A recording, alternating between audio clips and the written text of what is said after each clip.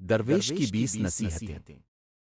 ایک امیر سوداگر تھا جس نے بہت دولت کمائی تھی، مگر وہ دن بدن ناخوش اور بے چین ہوتا جا رہا تھا۔ اس نے ایک دانشمند بوڑھے درویش کے بارے میں سنا جو ایک چھوٹے سے گوشہ نشین آشیانے میں رہتا تھا۔ دل کے سکون کی تلاش میں سوداگر درویش کے پاس پہنچا، امید کر رہا تھا کہ اسے سچی خوشی کا راز مل جائے گا۔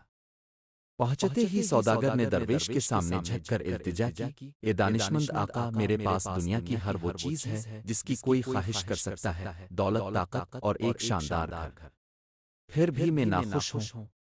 برا کرم مجھے اپنے سکون اور خوشی کا راز بتائیے۔ درویش نے ایک نرم مسکراہٹ کے ساتھ سوداگر کی طرف دیکھا اور کہا، میرے پیارے دوست، میرے پاس تمہیں دینے کے لیے صرف 20 نصیحتیں ہیں۔ اگر تم واقعی ان پر عمل کرو گے تو تمہیں وہ سکون مل جائے گا جس کی تم تلاش کر رہے ہو۔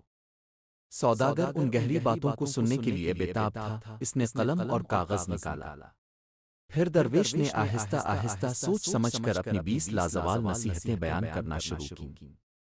اس وقت تک نہ بولو جب تک تمہارے الفاظ خاموشی سے بہتر نہ ہوں۔ اس چیز کا وعدہ نہ کرو جو تم پورا نہیں کر سکتے۔ اس معاملے میں شامل نہ ہو جس کا تم سے کوئی واسطہ نہ ہو۔ دوسروں کی تعریف پر بھروسہ نہ کرو، اپنی منظوری خود حاصل کرو۔ اپنی خواہشات کے غلام نہ بنو۔ اپنا وقت بیکاری میں ضائع نہ کرو۔ کسی سے حسد نہ کرو کیونکہ ہر روح کا اپنا راستہ ہوتا ہے۔ غربت سے نہ ڈرو بلکہ اپنی نامکمل صلاحیتوں سے ڈرو۔ بدلہ لینے کی کوشش نہ کرو، معافی سب سے بڑی طاقت ہے۔ دوسروں پر فیصلہ نہ سناؤ، پہلے خود پر فیصلہ کرو۔ اپنے حالات کی شکایت نہ کرو، انہیں بدلو۔ اپنی نیکیوں پر فخر نہ کرو، اپنے اعمال کو بولنے دو۔ رنجشیں نہ رکھو، انہیں جانے دو۔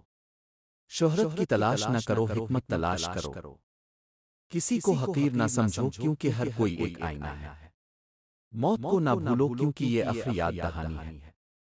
دنیاوی چیزوں سے لگاؤ نہ رکھو، وہ فانی ہے۔ اپنی روحانی ترقی کو نظر انداز نہ کرو۔ امید نہ چھوڑو کیونکہ ہر اندھیرے کی ایک صبح ہوتی ہے۔